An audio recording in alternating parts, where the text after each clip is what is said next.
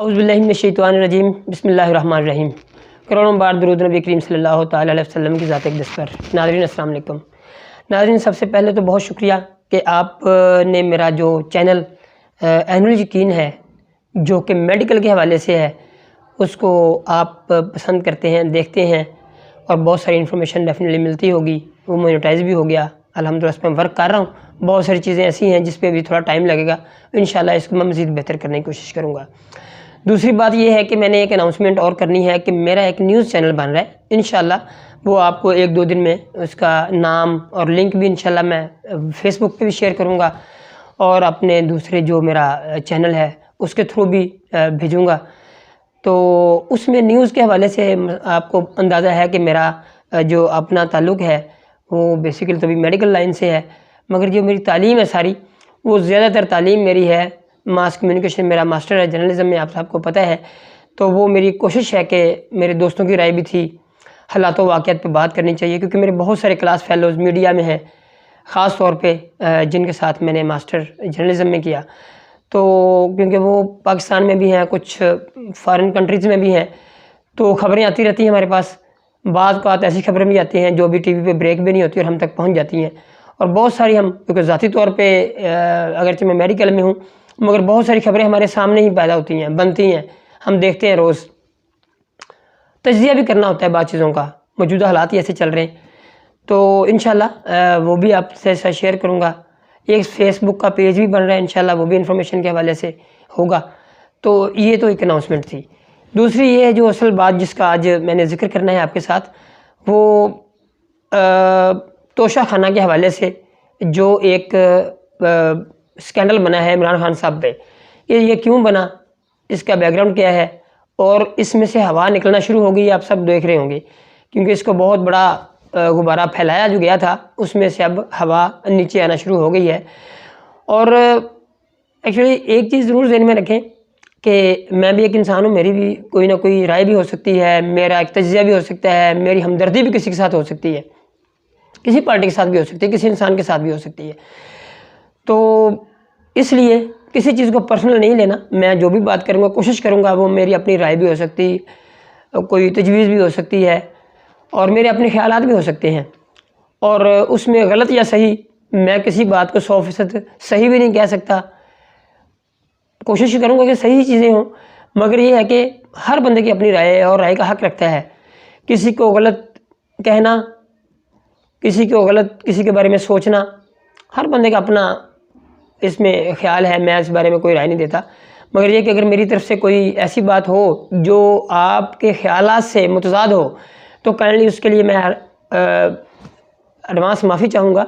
کیونکہ میرے خیالات ہیں، ضروری نہیں کہ اس سے کوئی متفق بھی ہو۔ تو ابھی جو میں بتانا چاہ رہا ہوں، جو ہوا نکلی ہے غبارے سے، وہ میں یہ بتانا چاہ رہا ہوں کہ عمران خان صاحب پہ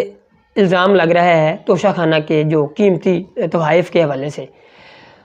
تو ایک اس کا بیک گراؤنڈ یہ ہے کہ آپ کو اندازہ ہے کہ ایمانداری پہ جو عمران خان صاحب کی کمپین ہے یا لوگوں کے جو ایک ذہن میں ہے کہ وہ بہت ایماندار ہیں، اس میں کوئی شک بھی نہیں ہے خیر، تو لہٰذا انہوں نے پوائنٹ ہی وہ پکڑا ہے کہ اس پہ بحث کی جائے، اور یہ پرانی روایت ہے خاص طور پہ نون لیگ کی، اور پارٹیاں کیونکہ بہت ساری اکٹھی ہو گئی ہیں، لہٰذا ان کو ایک اچھا موقع ملا ہے، حکومت بھی آ گئی ہے، ان کی حکومت کیونکہ ابھی ختم ہوئی ہے، تو ان کے پاس اچھا موقع تھا کہ سب سے پہلے وہ بات منظر عام پہ لائی جائے جو کہ ان کے کریکٹر کے حوالے سے یا ان کی ایمانداری پہ داغ یا دبا لگائے۔ تو بہت اس حوالے سے پلاننگ کرتے ہیں، بڑا سمجھدار ہیں، بہت بڑے تھنک ٹینک بیٹھے ہیں نون لیگ میں اور باقی پارٹیوں میں، تو انہوں نے سب سے پہلے پکڑا ہی توشہ خانہ کو۔ تو سب سے پہلی بات تو یہ عمران خان صاحب کو چاہیے تھا اپنے دور حکومت میں ان چیزوں کو کلیئر کر دیتے۔ فارن فنڈنگ کیس بھی ہے،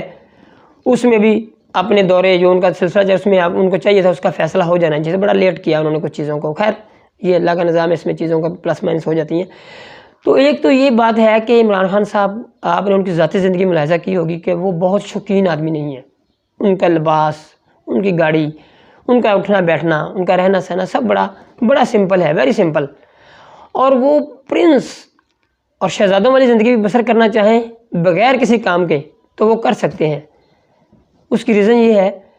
کہ وہ ایک برانڈ ہے، ایک نام ہے پوری دنیا میں، اس کا ان کا ایک سگنیچر جو ہے، کسی بیٹ پہ سگنیچر کر دیں تو وہ بھی کروڑوں میں بک جاتا ہے،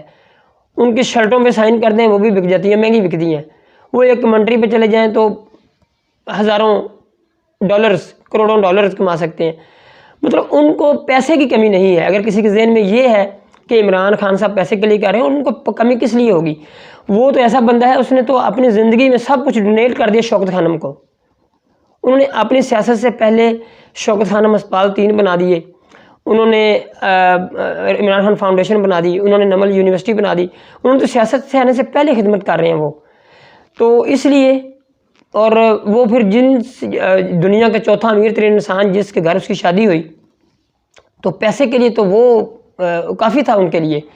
لہٰذا پیسے والی جو بات ہے وہ تو نمبر 1 غلط بات ہے کہ ان کو پیسے کی ضرورت ہے یا وہ پیسے کے لیے کوئی 2 نمبری کر سکتے ہیں۔ یہ کم از کم ان کے فالوور تو بالکل مان ہی نہیں سکتے، بلکہ جو ان کے مخالفین ہیں وہ بھی اس بات پہ متفق ہیں کہ ایماندار ترین انسان ہے عمران خان ذاتی طور پہ۔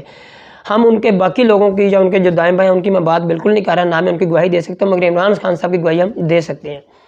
وہ ایک بہت بڑا انسان ہے، پڑھا لکھا انسان ہے، بہت اچھی ایجوکیشن ہے۔ آپ کے جتنے سیاستدان ہیں پاکستان میں میرے خیال ایک طرف کر دیں تو عمران خان اکیلا ایک طرف ہے جو اس کا کیلیبر ہے۔ بہرحال اس بات سے کسی کا دل نہ دکھے، مگر جو حقیقت ہے میں بیان کر رہا ہوں۔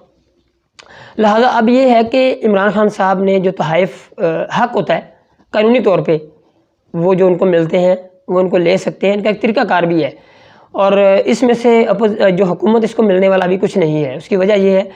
کہ عمران خان صاحب ظاہری بات انہوں نے اپنی ذات پہ خرچ نہیں کیے ہوں گے، جو پیسے اس میں سے بچے بھی ہوں گے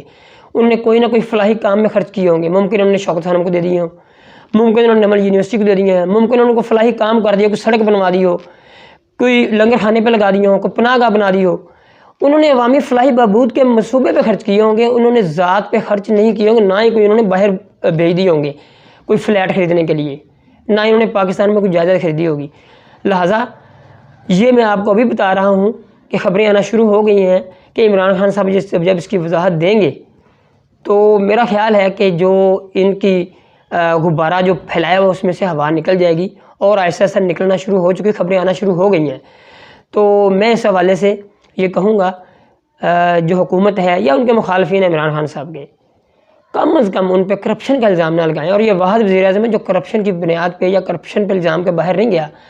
رجیم چینج آپریشن کے ذریعے ان کو ہٹایا گیا ہے، اور میں رجیم چینج کے آپریشن پہ بھی اگلے نیکسٹ ویلاگ میں بات کروں گا انشاءاللہ۔ لہٰذا مخالفین کو یہ پیغام ہے کہ حوصلہ رکھیں، تھوڑا سا لہجہ دھیما رکھیں، فرعونیت والا شعب جو ان کا لہجہ ہے نا اس سے باز آئیں، کیونکہ آپ کو اس کا جواب آنے والا ہے، اور آپ کا جو الزام ہے جو انسان اس پہ لگا رہے ہیں عمران خان صاحب پہ، اس غبارے سے بہت جلد یا بدیر ہو سکتا ہے آج کے جلسے کراچی والے جلسے میں ہوا نکل جائے۔ تو یہ وہ بات ہے جو میں آپ کو کہنا چاہ رہا تھا۔ آپ کا بہت بہت شکریہ۔